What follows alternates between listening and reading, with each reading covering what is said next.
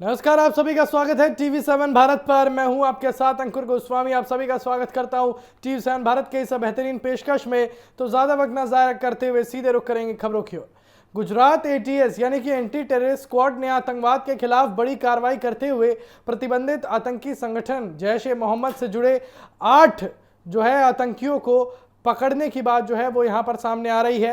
आपको बता दें कि एटीएस का कहना है कि ये लोग गुजरात में जैश ए मोहम्मद का नेटवर्क तैयार करने की कोशिश कर रहे थे। सभी आरोपियों के खिलाफ यूएपी और बीएनएस की कई धाराओं में मामला दर्ज किया गया है। फिलहाल सभी से पूछताछ की जा रही है और यह पता लगाया जा रहा है कि इनके संपर्क में और कौन कौन लोग थे। जांच एजेंसियां mobile phone, laptop, social media account और दूसरे डिजिटल सबूत भी खंगाल रही है। एटीएस के अनुसार गिरफ्तार किए गए लोग आतंकी संगठन के लिए नए लोगों को जोड़ने और अपना नेटवर्क मजबूत करने की कोशिश कर रहे थे।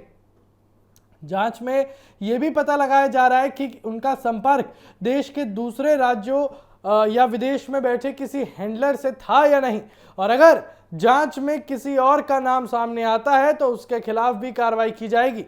अब सुरक्षा एजेंसियों का कहना है कि समय रहते इस नेटवर्क का पता चलने से एक बड़ी साजिश को रोका जा सकता है और सभी आरोपियों के खिलाफ यूएपीए के धारा 13, 17, 18, 38 और 39 और बीएनएस की धारा 148 और 61 के तहत मामला दर्ज किया गया है।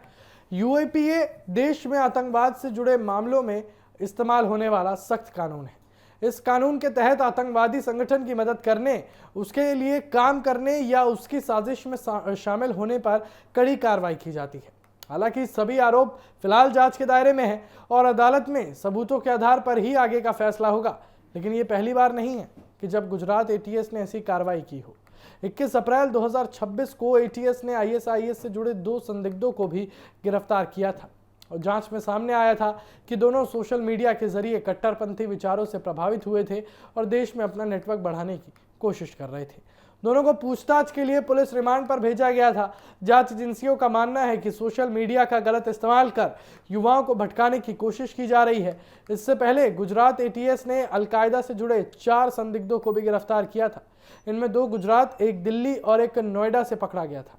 एटीएस के मुताबिक ये लोग नकली नोटों के कारोबार और आतंकी संगठन के लिए लोगों को जोड़ने का काम कर रहे थे और जांच में यह भी पता चला कि आरोपी ऐसे मैसेजिंग ऐप का इस्तेमाल करते थे जिनमें संदेश कुछ समय बाद अपने आप मिट जाते थे। इससे जांच से बचने की कोशिश की जाती थी। लगातार हो रही इन कार्रवाइयों ने साफ किया है कि सुरक्षा एजेंसियां आतंकवादी संगठनों के नेटवर्क को खत्म करने के लिए लगातार काम कर रही हैं।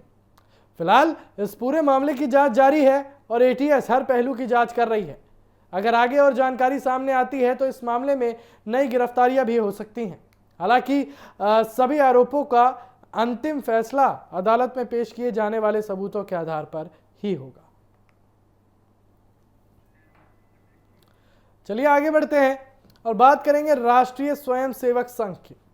आरएसएस के सरकार्यवाह दत्तात्रेय होसबाले ने अयोध्या के श्री रामलला मंदिर में दान पात्रों में पैसे चोरी होने की घटना पर चिंता जताई है। उन्होंने कहा है कि यह घटना बेहद दुखद है और इससे करोड़ों राम भक्तों की आस्था और भावनाओं को ठेस पहुंची है। उन्होंने कहा कि श्री राम जन्मभूमि पर ये जो भव्य मंदिर बना है कई पीढ़ियों के संघर्ष, त्याग और बलिदान का प्रतीक है और पूरे हिंदू समाज की श्रद्धा का केंद्र है। ऐसे में दान पात्र से चोरी की घटना सभी के लिए पीड़ा देने वाली है। आरएसएस ने कहा कि श्री राम जन्मभूमि तीर्थ क्षेत्र ट्रस्ट के अनुरोध पर उत्तर प्रदेश सरकार ने इस मामले की जांच के लिए विशेष जांच दल यानी कि एसआईटी का गठन किया है। जांच की सिफारिश के आधार पर कानूनी कार्रवाई शुरू हो चुकी है और संघ ने मांग की है कि जांच में जो भी दोषी पाए जाए उनके खिलाफ बिना किसी ढिलाई के कड़ी कानूनी कार्रवाई की जाए ताकि भविष्य में ऐसी घटनाएं दोबारा ना हो। अपने बयान में आरएसएस ने यह भी कहा कि मंदिर ट्रस्ट को इस घटना को गंभीरता से लेना चाहिए और मंदिर की सुरक्षा, वित्तीय व्यवस्था और संचालन में जहां भी कमी है उसे जल्द से जल्द दूर करना चाहिए। संघ का कहना है कि करोड़ों श्रद्धालुओं का मंदिर पर विश्वास और आस्था हमेशा बना रहे। इसके लिए पारदर्शी व्यवस्था, मजबूत वित्तीय प्रबंधन और बेहतर सुरक्षा व्यवस्था जरूरी है। साथ ही मंदिर का धार्मिक और पवित्र वातावरण भी पहले की तरह बना रहना चाहिए। दत्तात्रेय होसबाले ने कहा कि मौजूदा भ्रम और असमंजस की स्थिति को जल्द खत्म किया जाना चाहिए। उन्होंने विश्वास जताया कि मंदिर प्रबंधन और सरकार द्वारा बनाई गई एसआईटी इस मामले की निष्पक्ष जांच करेगी और जरूरी कदम उठाएगी।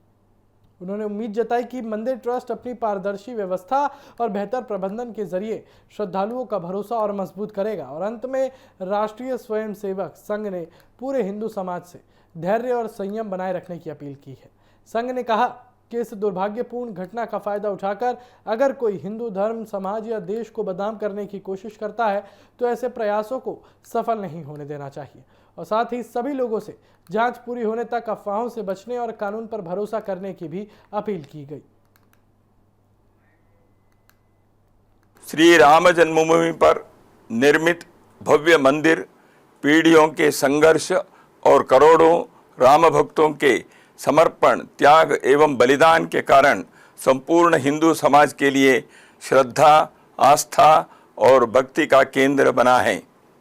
अयोध्या में श्री रामलला मंदिर में रखे हुए दान पात्रों में जमा राशि की चोरी की दुर्भाग्यपूर्ण घटना से समूचे समाज और राम भक्तों को भावना एवं श्रद्धा को आघात पहुंचा है तथा इस घटना से हम सभी आहत हैं। श्री राम जन्मभूमि तीर्थ क्षेत्र न्यास के आग्रह पूर्वक निवेदन पर उत्तर प्रदेश सरकार ने विशेष जांच दल का गठन कर उसकी अनुशंसा पर कानूनी प्रक्रिया प्रारंभ की है। जांच में जो भी दोषी पाए जाएंगे उन्हें कठोर दंड हो यह सुनिश्चित करना आवश्यक है। राष्ट्रीय स्वयंसेवक संघ सहित संपूर्ण हिंदू समाज की न्यास से स्वाभाविक ही अपेक्षा है कि इस घोर निंदनीय घटना को असाधारण मानकर गंभीरता से व्यवस्था एवं संचालन की सभी कमियों को दूर करने हेतु परिणामकारक कदम उठाए ताकि अयोध्या मंदिर पर करोड़ों राम भक्तों की आस्था व श्रद्धा अखंड एवं अटूट बनी रहे। तो चलिए इसी के साथ आगे बढ़ते हैं और बात करते हैं नोएडा की। नोएडा के सेक्टर 20 थाना पुलिस ने मोबाइल लूट करने वाले एक शातिर गिरोह का पर्दाफाश किया है। पुलिस ने कार्रवाई करते हुए 2 आरोपियों को गिरफ्तार किया है और इनके कब्जे से करीब 50 लूटे गए मोबाइल फोन बरामद किए गए, जिनकी कीमत लाखों रुपए बताई जा रही है। पुलिस के अनुसार दोनों आरोपी लंबे समय से नोएडा और एनसीआर के अलग अलग इलाकों में मोबाइल लूट की वारदातों को अंजाम दे रहे थे और जांच में सामने आया है कि आरोपी पहले फेरी लगाने के बहाने अलग अलग कॉलोनियों और बाजारों में घूमते थे और इसी दौरान वो इलाकों की रेकी करते और आसान निशाना तलाशते थे। मौका मिलते ही लोगों से मोबाइल लूटकर फरार हो जाते थे। इसके बाद लूटे गए मोबाइल फोन को बेचकर अवैध तरीके से लाखों रुपए की कमाई करते थे। पुलिस का कहना है कि गिरफ्तार आरोपी नोएडा और एनसीआर में मोबाइल लूट की दर्जनों घटनाओं में शामिल रहे हैं। उनसे पूछताछ के आधार पर अन्य मामलों की भी जाँच की जा रही है और पुलिस ये पता लगाने की कोशिश कर रही है कि इस गिरोह में और कौन कौन लोग शामिल हैं और लूटे गए मोबाइल जो हैं वो किसके जरिए बेचे जाते थे। इस पूरे मामले का खुलासा नोएडा की एडीसीपी मनीषा सिंह ने प्रेस कॉन्फ्रेंस में किया। उन्होंने बताया कि आरोपियों के खिलाफ संबंधित धाराओं में मामला दर्ज कर आगे की कानूनी कार्रवाई की जा रही है और साथ ही पुलिस गिरोह के अन्य सदस्यों और मोबाइल खरीदने वाले लोगों की भी तलाश कर रही है। पुलिस आयुक्त महोदया के निर्देशन में नोएडा जोन में अपराध एवं अपराधियों के विरुद्ध कार्रवाई लगातार प्रचलित है। आज इसी क्रम में एसीपी फर्स्ट SHO 20 एवं उनकी टीम के द्वारा 2 शातिर मोबाइल चोर गिरफ्तार किए गए हैं। पूछताछ करने पर ज्ञात हुआ कि दोनों अभियुक्तों में से एक लोनी गाजियाबाद का निवासी है और दूसरा दिल्ली का निवासी है और ये दोनों विगत 6 माह से नोएडा में आकर के और भीड़ भाड़ वाले स्थानों पर विशेष रूप से मेट्रो स्टेशन के आसपास जब लोग आते जाते हैं तो भीड़ का फायदा उठा करके ये लोग मोबाइल को चोरी कर लिया करते थे। आज इनकी गिरफ्तारी के पश्चात इनके कब्जे से 49 मोबाइल फ़ोन बरामद हुए हैं, साथ ही साथ 2 अवैध चाकू बरामद हुए हैं। ये मोबाइल फ़ोन इनकी सर्विलांस की मदद से किसके ये मोबाइल हैं ये सारी जानकारी प्राप्त की जा रही है और अभी तक जो जानकारी प्राप्त है इसमें से 2 मोबाइल के संबंध में प्रथम सूचना रिपोर्ट अंकित है। आज दोनों को गिरफ्तार कर माननीय न्यायालय में अभिरक्षा हेतु प्रस्तुत किया जा रहा है। अन्य विवेचनात्मक कार्रवाई प्रचलित है। क्या होता था? ये देखिए, ये दोनों व्यक्ति जो हैं वो फेरी लगाने का भी कार्य करते हैं और फेरी लगाने के क्रम में ये रेकी करते रहते थे। और जब भीड़ भाड़ का समय रहता है, पीक आवर्स में जब लोग अपने ऑफिस आते हैं या वापस जाते हैं, तो उस समय भीड़ का फ़ायदा उठा करके ये उनकी पॉकेट से मोबाइल चोरी कर लिया करते थे और इसके पश्चात ये मोबाइल को अन्य जहाँ पर बेचने का इनका बनता था वहाँ पर बेचते थे। इनके आपराधिक इतिहास के संबंध में जब जानकारी प्राप्त की गई तो दोनों के विरुद्ध अनेकों मुकदमे पंजीकृत हैं और गहनता से इस संबंध में जानकारी प्राप्त की जाए। तो चलिए आगे बढ़ते हैं। राजस्थान के सुंदरपुरा में लोगों के लिए एक बड़ी और खुशखबरी वाली खबर सामने आई है। यहाँ बनने वाला नया रेलवे स्टेशन अब तेजी से तैयार किया जा रहा है। रेलवे विभाग के अनुसार इस स्टेशन को पूरी तरह बनकर तैयार होने में करीब 1.5 से पौने 2 साल का समय लग सकता है और इस स्टेशन को आधुनिक सुविधाओं के साथ बनाया जाएगा ताकि यात्रियों को सफर के दौरान हर जरूरी सुविधा मिल सके। और इस रेलवे स्टेशन के बनने से सिर्फ यात्रा आसान नहीं होगी बल्कि पूरे इलाके की तस्वीर भी बदल जाएगी। स्थानीय लोगों का कहना है कि उन्होंने कभी सोचा भी नहीं था कि उनके गांव में इतना बड़ा रेलवे स्टेशन बनेगा। अब उन्हें लग रहा है कि सुंदरपुरा की अगली पहचान बनेगी और ये इलाका मानचित्र पर और मजबूत तरीके से उभरेगा। लोगों का कहना है कि बाबा श्याम के नाम से पहले ही ये क्षेत्र जाना जाता है और अब रेलवे स्टेशन बनने के बाद सुंदरपुरा का नाम और भी दूर दूर तक पहुंचाना जो है वो पहुंच जाएगा। और ग्रामीणों के मुताबिक अभी उन्हें करीब 10 से 11 किलोमीटर दूर जाकर जो है ट्रेन पकड़नी पड़ती है, जिससे समय और पैसा दोनों खर्च होते हैं। लेकिन नया स्टेशन बनने के बाद ये परेशानी काफ़ी हद तक खत्म हो जाएगी। खासकर छात्रों, नौकरी पेशा लोगों और व्यापारियों को इसका सबसे ज़्यादा फायदा मिलेगा। स्थानीय लोगों में इस प्रोजेक्ट को लेकर काफ़ी उत्साह है। उनका कहना है कि ये विकास का बड़ा कदम है जिससे न सिर्फ यात्रा आसान होगी बल्कि रोजगार और व्यापार के नए अवसर भी खुलेंगे। आसपास के गांव के लोग भी इस योजना को लेकर काफ़ी खुश हैं और इसे अपने क्षेत्र के विकास की दिशा में एक बड़ा बदलाव मान रहे हैं। जब भी कोई श्याम भक्त किसी कष्ट में होता है तो कहता है 3 लोक के धारी 3 बाढ़ चलाओ ना, मुश्किल में है दास तेरा अब जल्दी आओ ना। बाबा को लोग बुलाते हैं जल्दी आओ, लेकिन बाबा के भक्त अब जल्दी बाबा के दरबार पहुंच पाएंगे। इसकी शुरुआत जो है वो रेल मंत्रालय की तरफ से कर दी गई है। और मेरे हाथों में इस वक्त जो आप तस्वीर देख रहे हैं ये कोई और नहीं बल्कि सुंदरपुरा रेलवे स्टेशन किस तरीके से खूबसूरती के साथ बनकर तैयार हो जाएगा, ये उसकी तस्वीरें हैं। ये सुंदरपुरा वही जहां पर भक्त अपने बाबा के दरबार में जल्दी पहुंचेंगे। अभी तक लोग बाबा को कहते थे कि मुश्किल में है दास तेरा अब जल्दी आओ ना, लेकिन अब जो श्याम भक्त हैं वो बाबा के दरबार में जल्दी पहुंच जाएंगे। जिस खूबसूरती के साथ ये आपको तस्वीरों में दिखाई दे रहा है, बिल्कुल इसी तरीके से ये सुंदरपुरा का रेलवे स्टेशन बनकर तैयार होगा। और कहाँ होगा? जहाँ इस वक्त मेरी मौजूदगी है वहाँ बनकर तैयार होगा। आप ये चारों तरफ जो जगह देखेंगे, ये चारों तरफ की जो जगह है, ये सुंदरपुरा रेलवे स्टेशन जो है भव्य ये बनकर के यहीं पे तैयार होगा। 20 करोड़ के लगभग की लागत से ये सुंदरपुरा रेलवे स्टेशन को तैयार किया जाएगा।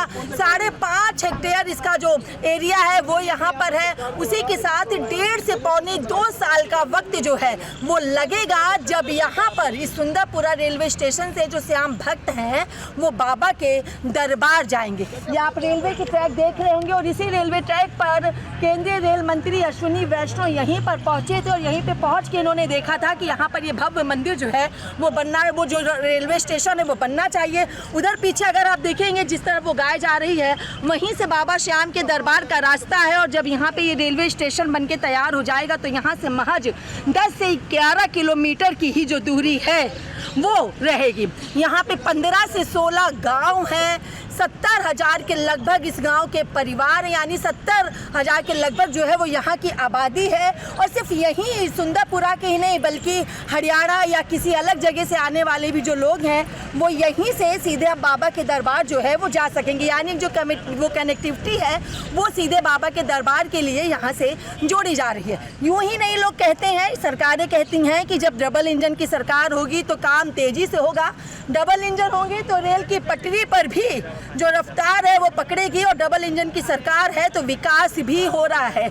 यानी लगातार हर क्षेत्र को, हर जगह को जो है वो रेलवे की तरफ से सौंदर्यीकरण किया जा रहा है, सुदृढ़ीकरण किया जा रहा है, नवीनीकरण किया जा रहा है, वहाँ पे उसका पुनर्निर्माण किया जा रहा है। और ऐसे में यहाँ के लोगों का भी कहना है कि जब ये सुंदरपुरा का रेलवे स्टेशन बन के तैयार हो जाएगा तो हम बाबा श्याम के भक्त का गांव भी अपने आप में अपनी एक अलग पहचान बना जाएगा। और उससे भी बड़ी बात यह है कि जब यहाँ पर ये रेलवे स्टेशन बन के तैयार हो जाएगा तो यहाँ पर रोजगार के भी नए अवसर मिलेंगे, क्योंकि ये जो एरिया है अभी आपको यहाँ चारों तरफ ऐसे ही दिख रहा होगा, घास फूस है, जानवर हैं, वो सब यहाँ टहल रहे हैं। लेकिन जब ये रेलवे स्टेशन बनेगा तो यहाँ पर चाय पानी, खाने पीने की कई दुकानें हो जाएंगी, लोगों की आवाजाही बढ़ जाएगी, तो एक रोजगार का अवसर यहाँ पे लोगों को मिलेगा। यानी विकसित विकास तो होगा ही होगा, साथ ही आर्थिक विकास भी इस सुंदरपुरा रेलवे स्टेशन के बनने के साथ होता हुआ दिखाई देगा। तो अब ऐसे में आने वाले समय में देखना ये भी होगा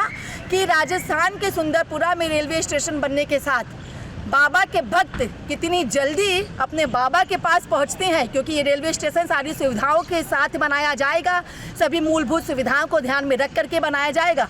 और इस रेलवे स्टेशन बनने के साथ आर्थिक दृष्टि से कितनी लोगों को मजबूती मिलती है, और डबल इंजन की सरकार के साथ लोगों का जनजीवन कितना और तेजी से आगे बढ़ता है। वीडियो जर्नलिस्ट हिमांशु यादव के साथ मैं कंचन अरोड़ा, TV7 भारत, सुंदरपुरा, राजस्थान। तो चलिए फिलहाल मेरे साथ बस इतना ही। खबरों का सिलसिला यूं ही जारी रहेगा, बने रहिए TV7 भारत के साथ। नमस्कार।